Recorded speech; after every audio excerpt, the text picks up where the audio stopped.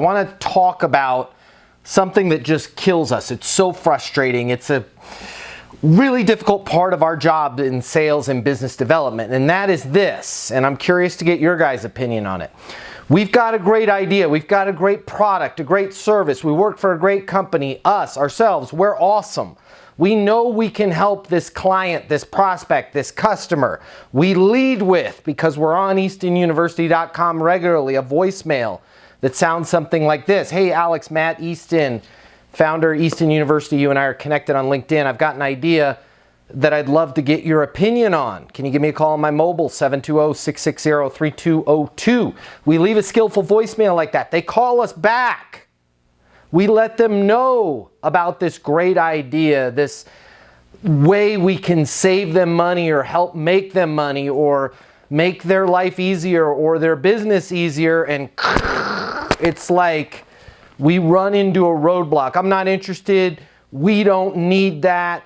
But you know they do. Who wants to unmute themselves and tell me why you think that is, that so often us as salespeople will reach out to somebody with an idea of how, let's say we can increase their revenue by 17%.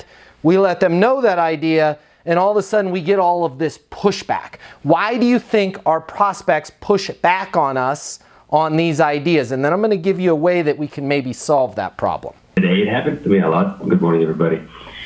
I believe that it's either out of fear, just basically fear. And one of the things that I've been watching on the videos, especially on the power of communications and the perfect phone call, is that the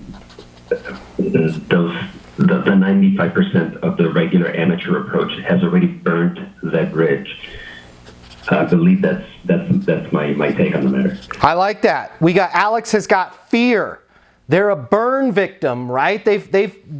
How many calls do they receive every month from salespeople saying some derivation of I can save you 17%? Does anybody else have anything you want to add to that besides fear and they're a burn victim? I don't think sometimes people want to stir the waters. Sometimes leaving things the way they are is the safest option for people. Yep, status quo I'd call that. Bob, would you say fair enough on status quo? Great, so we've got fear, we've got their burn victims, they don't want to stir the water, status quo. Let me show you something that I think will help all of us today, okay? This dot right here, if you can see it, that's us, okay? This dot right here is our prospect, our client, our customer. Far too often when we're communicating directly with them, they're afraid, they're a burn victim, they don't want to change, and they see us as some sort of threat, right? So they see us as a threat, and so they're going to block or push back on us as we communicate to them. Here's the idea that I want to give you guys today, right here, right now. And I'm not saying this is wrong, this bi-directional, you to them. Hey, I've got an idea I want to get your opinion on. Hey, I think we can save you 17%, allow you to bill more to your clients and get paid more, whatever the situation is. But oftentimes when we're presenting these ideas directly, because of fear, because they're a burn victim, because they don't want to change, they push back. An idea I want to give you guys is I want you to think about introducing a third party, a third entity, a news article, okay? So my message to Alex, for example, let's say I sell payroll services. And I know that Alex is a CPA, a certified public accountant, and he works with small businesses, okay? And I want Alex to pitch my Easton University payroll services to his small business clients. Hey Alex, Matt Easton with Easton University payroll service. Hey, I've got an idea. You and I are connected on LinkedIn. I've got an idea I'd love to get your opinion on. Can you call me on my mobile? 720-660-3202. Okay, Alex calls me back. Hey, it's Alex with Alex CPA. Yeah, what's up? Hey, so what we're finding is we can save CPAs like you 17% of the work that you're doing that you're not currently getting paid for. I can help you with that and help you get paid for that. Oh, I'm all good. We're all set, Matt. Thanks for calling. See you on LinkedIn. Bye. Right? All kinds of resistance. But if I introduce a third party, let's say it's a news article from the National Association of Public Accountants website. National Association Public, NAPA, I just made that up, right? So I call Alex with the same voicemail. Hey Alex, Matt, Easton, the Easton Payroll, you and I are connected on LinkedIn. I've got an idea I'd love to get your opinion on. Can you call me on my mobile, 720-660-3202. Alex now calls me back.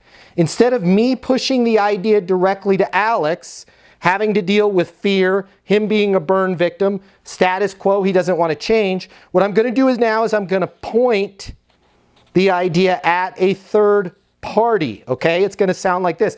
Hey Alex, thanks for calling me back. You know, I was just reading an article on the National Association of Public Accountants website, and it was saying that small public accounting firms, about 15 to 25% of the work that they're doing, it's not billable, they're not getting paid for it, but they still have to do it because the small businesses that they're serving, they don't have the right bookkeeping set up. They don't have the right payroll set up, and they're using things like QuickBooks.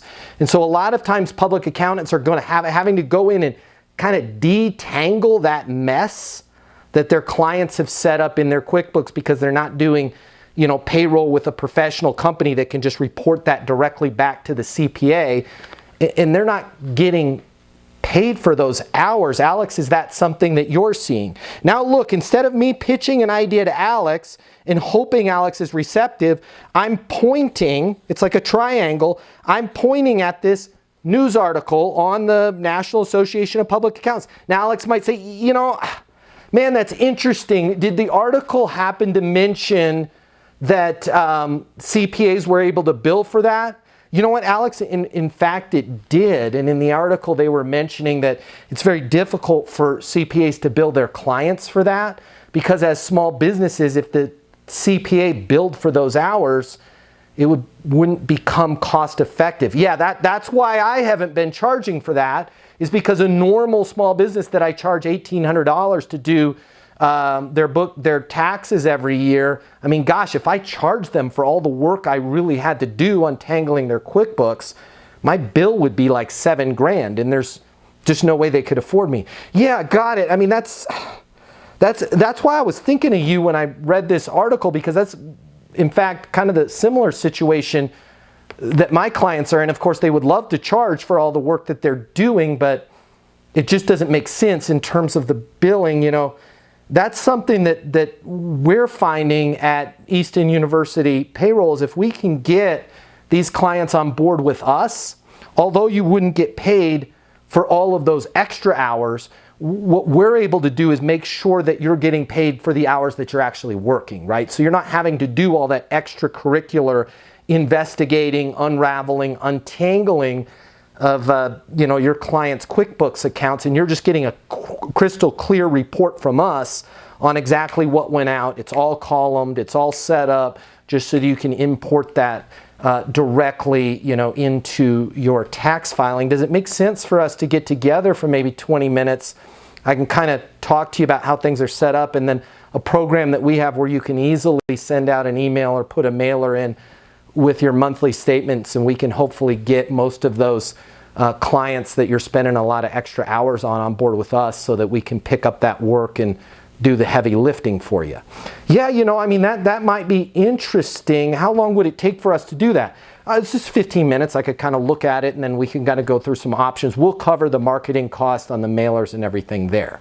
Do you notice how when you bring up an idea with somebody, even though it was the same idea, hey Alex, about 15 to 25% of the work that you're doing, you're not getting paid for. Oh, yeah, I am. I get paid for everything that I'm doing. When I directly bring an idea to a client, because they're afraid, because they're a burn victim, because they don't want to change, they're inherently going to push back on me. But if we point this at a news article, hey, I just read an article in this journal. I just saw something. I just attended an event that found that advertising companies are blank, blank, blank, right? You could even point it at a third client. Hey, the reason why I wanted to reach out to you, Alex, is we had a client in a very similar situation. I don't want to I'm not at liberty to really say their name because I don't want to share their personal information, but what we found is,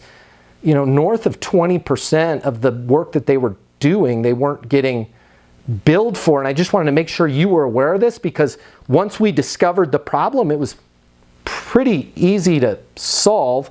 Does it make sense for me to kind of walk through what we did for them and see if you're seeing some of these things? The more you can point your ideas at a third party, client, association, article that you read, event you attended, the more receptive that client is going to be to your ideas.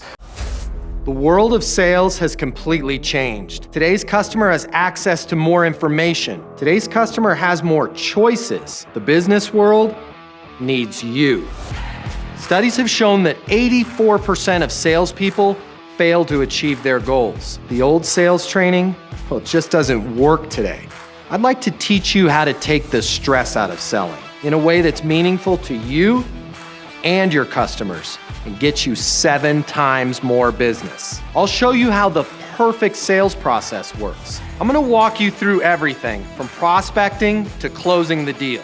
I'm gonna show you how to determine your prospects' wants and their needs so you can build value in your solutions. You will learn how to handle any objection or complaint. I'm gonna show you how to connect with your customer so it's easy for them to buy from you. I've taught the best companies in the world and thousands of people just like you how to hit their targets. Selling is complicated. I'll simplify it for you. There's more competition than ever before. I'm gonna show you how to be number one. All of a sudden, your career is gonna make perfect sense, even if you've never worked in sales or the corporate world before. And for the advanced sales professionals, I'm gonna show you how to take things to the next level. Easton University is a new, simple, step-by-step process that's effective in any industry, large or small. You are about to become a certified master sales consultant. I'm Matt Easton, and this is Easton University.